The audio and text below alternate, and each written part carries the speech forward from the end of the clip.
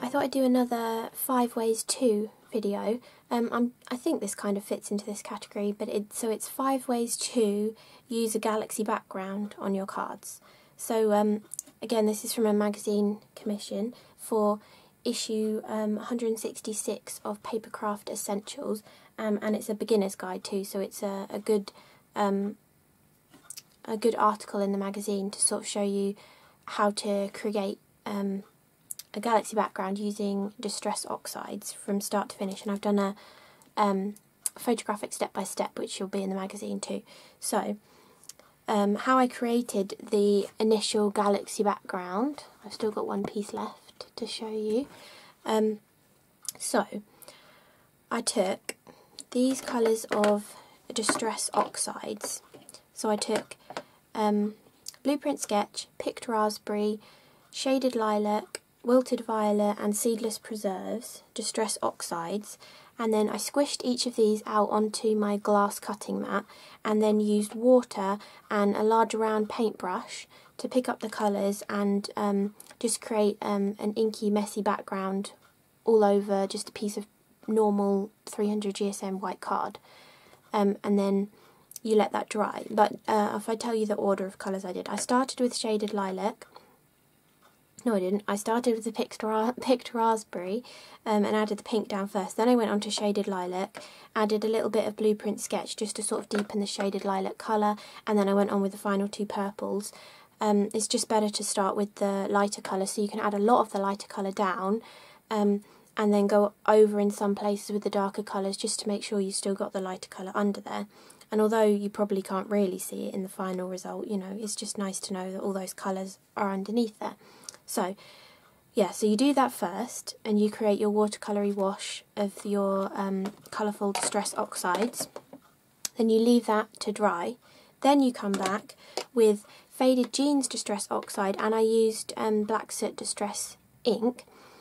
And you just use your normal ink blending tools and your little foam applicators to add on some sort of patchy black and blue colour over the top.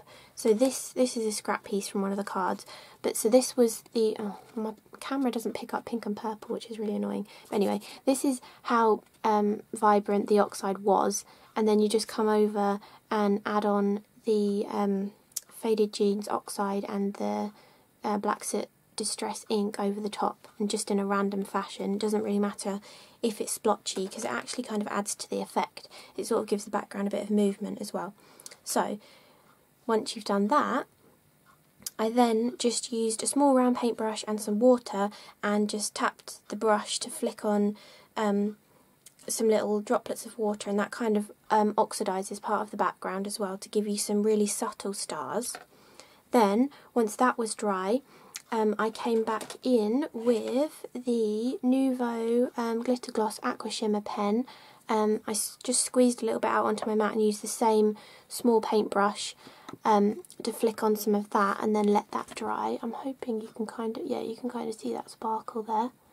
And then to finish off the stars in the background, I just took a little bit of white acrylic paint, watered it down and flicked it on in the same fashion to give some more evident stars. And if you flick sort of quite violently, sort of flicking, you get these cool dotty trails which kind of look like they could be star constellations and stuff. I think that just adds to the background. So that's how you create the galaxy background. And again, there's photographic step-by-steps with written instructions of how to do this in the magazine as well. And then these are my 5 ways I've used them on the cards for the magazine. There's actually 6, but I want to do this 5 ways too, so I'm showing you 5 of them.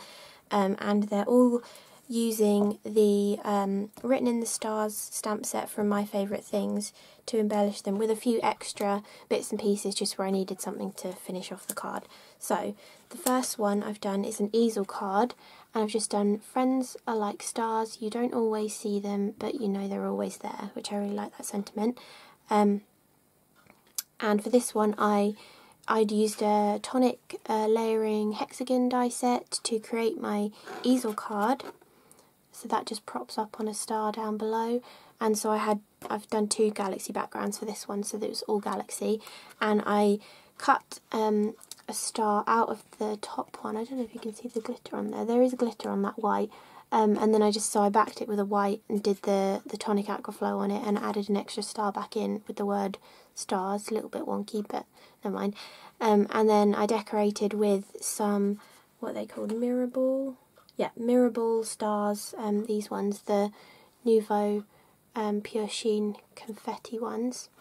And this is the Gloss White Nuvo drops. However, top tip, don't make them straight onto the background, because oxides react with water, so they will pick up the colour, and your stars will end up being a purpley, blacky, bluey, pinky colour. So make them first on, I use backing sheets. This is actually the sheet that I made, so I made them all like this. This is a backing sheet from some double-sided adhesive sheet, and then this part obviously is non-stick because it had the adhesive on it, so I just make all my drops on there and leave them to dry.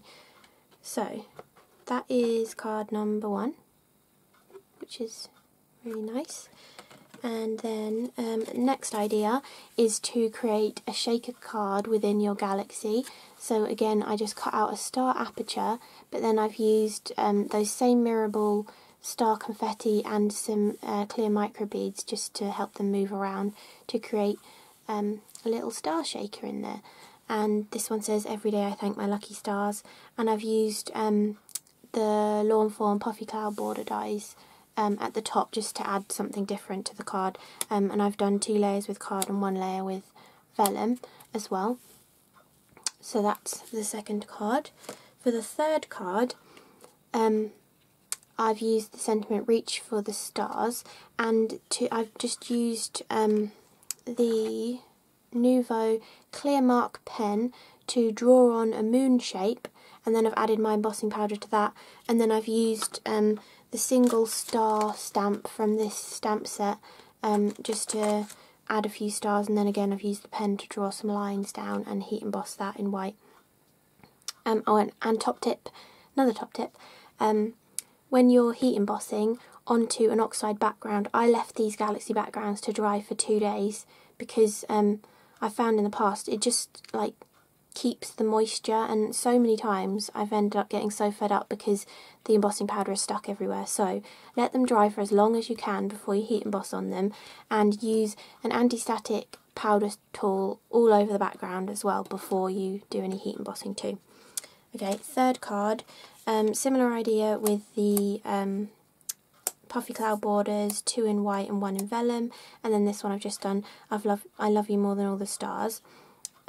Just another way to show a sort of simpler card using a galaxy background. And I've done, I think on most of the cards, I've done sort of a faux stitching just with a white gel pen around the edge as well.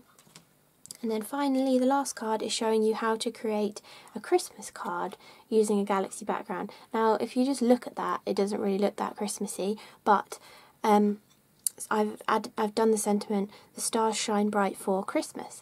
So that's really sweet. And then instead of using the mirror ball stars to decorate, I have used the silver tinsel snowflakes, also part of the Nuvo Pure Sheen confetti range as well. So they're gorgeous little snowflakes, just to decorate in the same way and give a little bit of sparkle. So that is my kind of 5 ways to use a galaxy background on your cards. And again, this is a beginner's guide in issue 166 of Papercraft Essentials, so I shall link that magazine below. I'll link all the oxide and distress ink colours that I've used below, and all the other products that I've used within the cards. They'll all be in the description below. So I hope you enjoyed this 5 ways to video, and hope to see you again soon. Bye!